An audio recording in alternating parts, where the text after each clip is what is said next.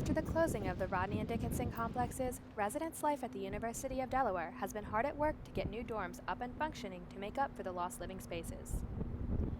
When we shut down West Campus with Rodney and Dickinson, it put us 600 beds short. When we open up the next new residence hall, it will get us back to our historical number of beds we've had on campus for the last 20 years.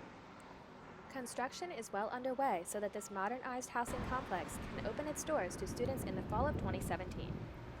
This building will have features very similar to what you see in, say, Reading or Gilbert.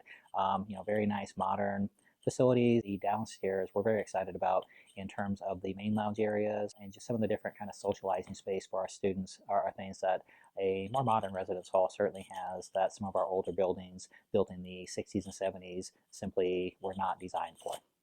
Incoming freshmen don't get to choose their rooms, but they are guaranteed to be placed in one. Unfortunately, upper division housing is harder to come by. Living on campus is kind of like a gamble. You kind of don't know whether you're guaranteed housing or not. I think that most students live off campus because, first of all, they don't have to deal with having a meal plan, and second of all, because therefore they're guaranteed housing. Here, living on campus, sometimes you're putting on the wait list, and sometimes there isn't even an option for you. I think it depends where you are. Now all the dorms are a lot nicer, so that might make people stay on campus. But when I lived in the old Rodney, I just wanted to get out of there because it was so gross. The new dorms, I think, themselves will have an impact in terms of people staying on campus. We usually have at least 50% of the emerging sophomore class desire to stay on campus. Right now, our juniors and seniors have a more difficult time finding room spaces that they want, and I think that does lead to some of them moving off of campus faster than maybe they want to. With more and more freshmen being admitted each year, Res Life has had to step up its game. This means a higher quality of living on campus for freshmen of the future.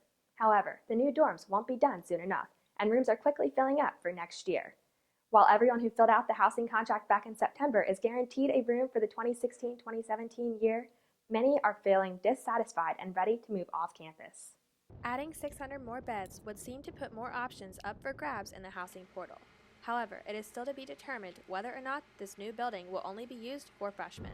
For 49 News, I'm Mallory Messner.